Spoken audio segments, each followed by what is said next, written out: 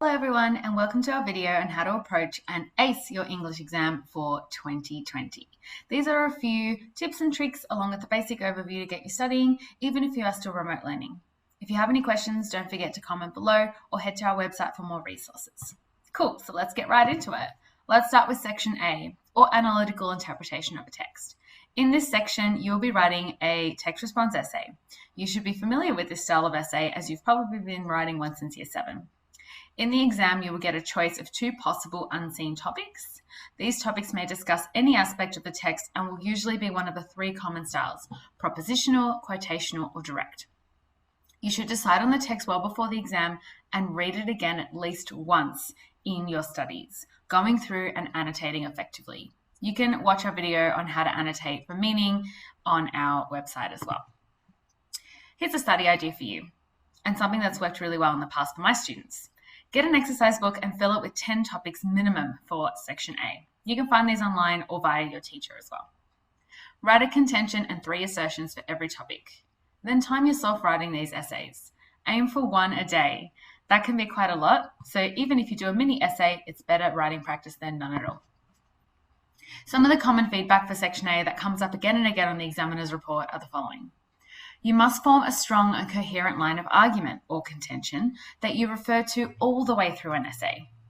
Don't simply cite an example in a paragraph and then quickly move on to the next idea. Go to the next level and aim for more complexity in your analysis. Original thought is rewarded as long as it is justified with really clear evidence from the text. And don't forget to make smooth transitions within your paragraphs and between paragraphs by using excellent vocabulary and complex connectives that structure the line of your argument overall.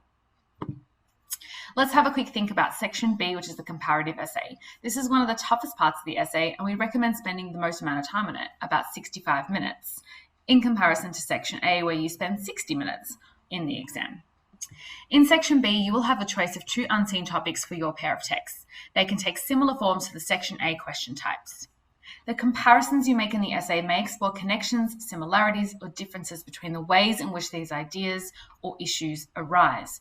Really important that you have a grasp on similarities, connections, and differences in your revision.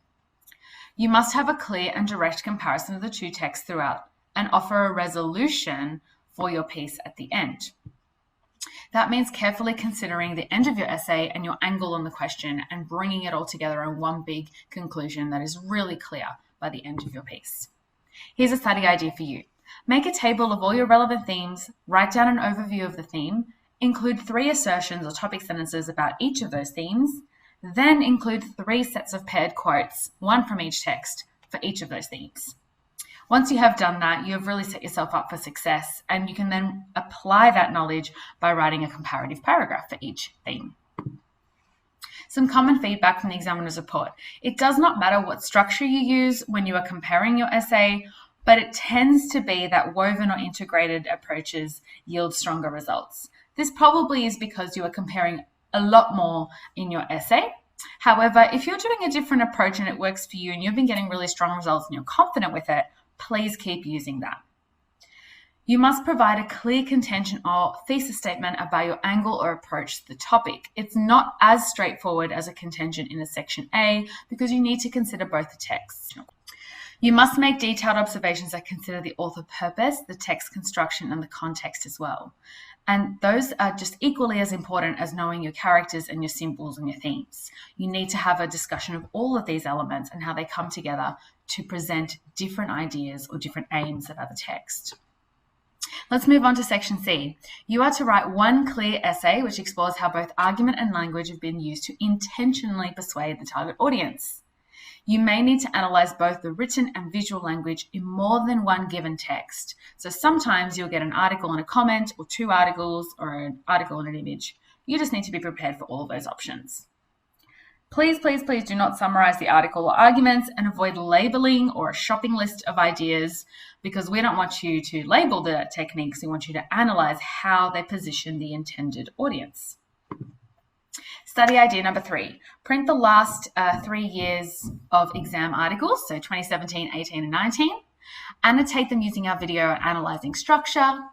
Write an analysis in timed conditions, and for this section we recommend 55 minutes. That's because you don't have to remember quotes and you should have read the article at least twice in your reading time. And compare and contrast your work against the examiner's report and exam rubric. Give yourself a mark. You can find all these rubrics online if you just type in VCE English exam into Google. Some common feedback for section C to finish it up today. Greater focus is needed on how the language builds an argument and how it persuades the reader. Read the text closely to do this. Look at the text type. This helps when you're considering audience and purpose, which is a critical part of this task. Lastly, you've got to think about tone as well. You could do a separate mini paragraph on tone in your analysis, or you can embed an analysis and the way tone changes throughout the article in each of your body paragraphs. Lastly, we recommend that you use the following resources to ace your study and get started. It's not too long to the exam now, Year 12s. You've got this in the bag. Get those study tips going and ace your exam.